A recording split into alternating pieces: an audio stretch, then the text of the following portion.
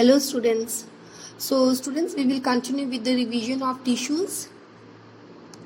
In the previous class we discussed about the differences between the meristematic and the permanent tissue. So today we will discuss about the permanent tissue. Now you all know that what are meristematic tissue. Meristematic tissue consists of cells which continuously divide or which are in an active state of division. So here the cells, they divide. The meristematic cell, they divide and they do not have any permanent shape, size or structure, and they do not have any permanent function also. So now what are permanent tissues? Permanent tissues, the cells which are derived from the division of meristematic tissue take up a specific role and lose the ability to divide, thus forming permanent tissue. So meristematic tissue, as you all know, they are always in active state of division, and the meristematic tissue or the cells of the meristematic tissue, they divide and they take up a permanent shape, size or function. Now what happens here? The cells derived from division of permanent tissue, what it does, it take up one specific role and lose the ability to divide and form the permanent tissue. So in the permanent tissue consists of cells which lose the ability to divide, and these cells are formed from meristematic tissue. I hope it is clear to everyone till here. What is permanent tissue? What is meristematic tissue? So now what is differentiation? The development process by which cells have been derived from meristematic tissue take up a permanent shape, size and function is called as differentiation. When the meristematic tissue or when the cells of the meristematic tissue, what they do, when they attain or when they assume a permanent shapes and size and function, then that is called as the differentiation. So that process by which the cells have been derived from the meristematic tissue is called as differentiation. I hope it is clear to everyone. What is meristematic tissue, what is permanent tissue, and what is differentiation. Just remember that in permanent tissue the cells lose the ability to divide and they take up one specific shape, size or function, whereas in meristematic cells, the cells, they divide, they continuously divide and they do not lose the ability to divide, and the permanent tissue is formed from the meristematic tissue. And this process of formation of permanent tissue from meristematic tissue is called as differentiation. Differentiation means what? When the cells take up a specific shape, size or a function. Now permanent tissue, that is of two types: simple permanent tissue and complex permanent tissue. Now again, the simple permanent tissue is of three types, that is parenchyma, collenchyma and sclerenchyma. And the complex permanent tissue is of two types, that is xylem and phloem.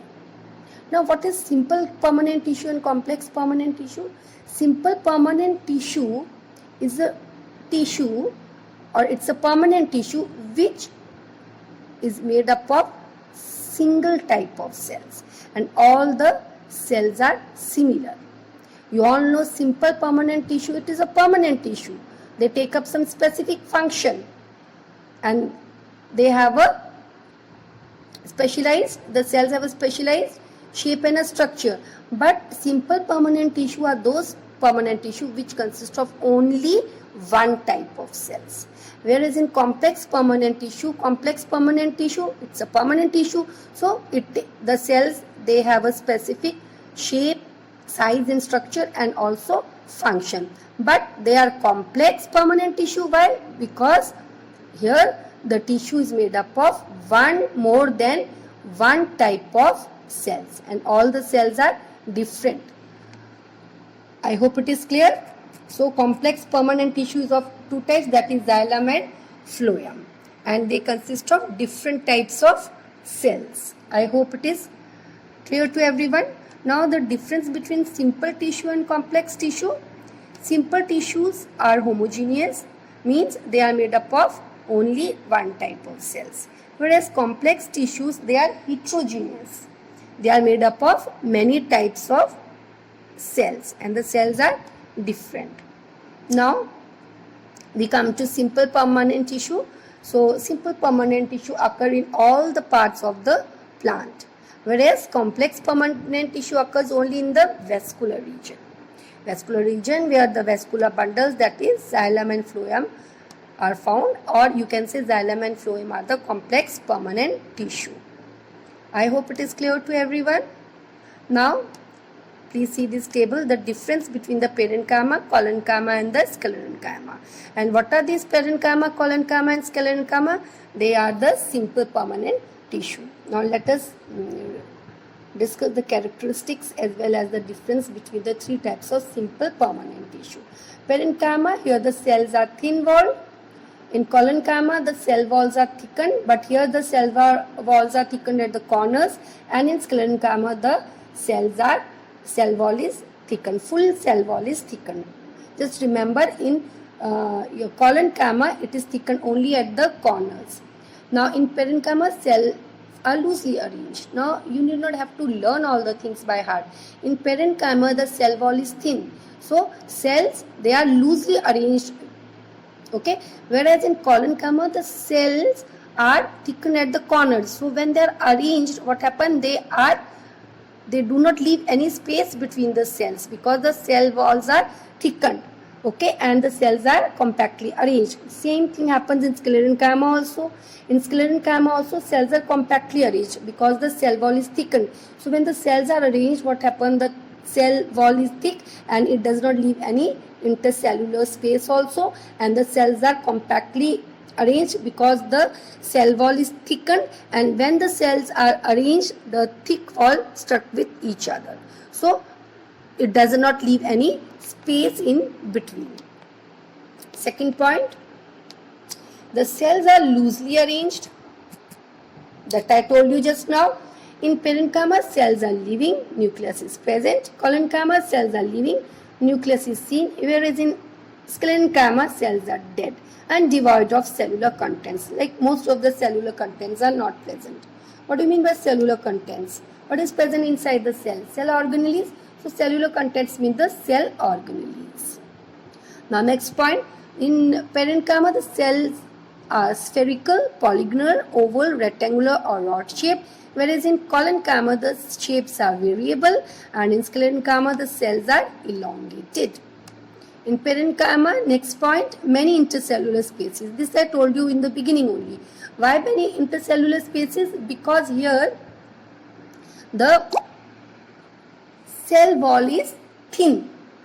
Okay, so when they are arranged, there always a space is left between the cells. So what is intercellular space? It is the space between the cells. So when the cells are arranged, there is always a space is left between the cells, which are called as intercellular spaces. So in parenchyma, since the cell wall is thin, it has many intercellular spaces. In collenchyma, cell wall is thickened at the corners, so intercellular spaces are absent because that space that is occupied by the thickened cell wall at the corners. Same way in sclerenchyma also intercellular spaces are absent because here the cell wall is thickened and the intercellular space which is present, that is occupied by the thickened cell walls. So students, these are the characteristics as well as the difference between the parenchyma, sclerenchyma and collenchyma. You can see the pictures now. Please see this picture, parenchyma and collenchyma. Now here you can see vacuole, you can see nucleus, okay, and please see here intercellular air spaces. Now and see thin primary cell wall. So you see in all the cells the cell wall is thin and this intercellular space is present. Cells are arranged loosely. Now since the cell wall is thin, so there is a intercellular space. Whereas you see in collenchyma, just see parenchyma also. Now if this thin wall, suppose if it is thickened, then what will happen? These intercellular spaces which is present in the parenchyma, what will happen? That will be occupied by the thickened cell wall and there will be no intercellular space. So same thing has happened. So that thing has happened in collenchyma. In collenchyma, because of the thickened cell wall at the corners, the intercellular space is absent. Now you see next picture, that is sclerenchyma. So in sclerenchyma also cell wall is intercellular space is absent. Why? Because the cell walls are thickened. Okay. Now we come to complex permanent tissue. So complex permanent tissue are made up of more than one type of cells. I told you this, which combine together to work as a unit.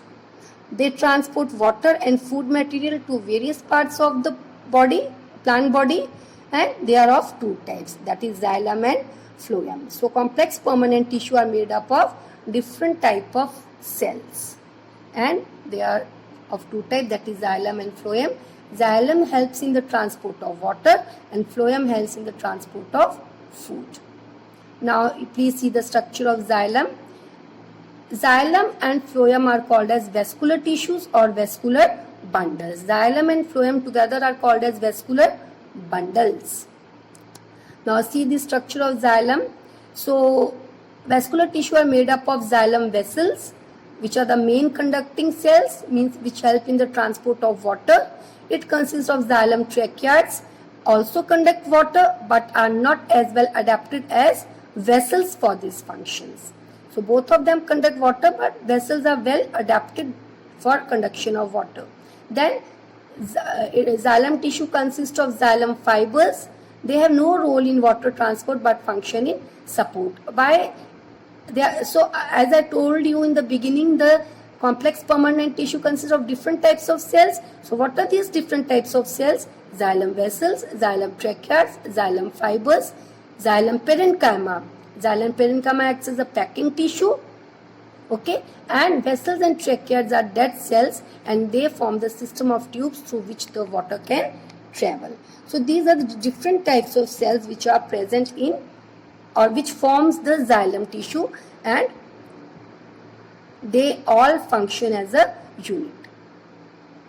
I hope it is clear to all of you. Now we come to phloem. Phloem helps in the transport of food and water, mainly food. It consists of sieve elements, cells which connect to form tubes. Okay, sieve elements, you can see here there are so many sieve elements and all of them are connected and they form a tube. Connecting sieve cells share a highly perforated sieve plates.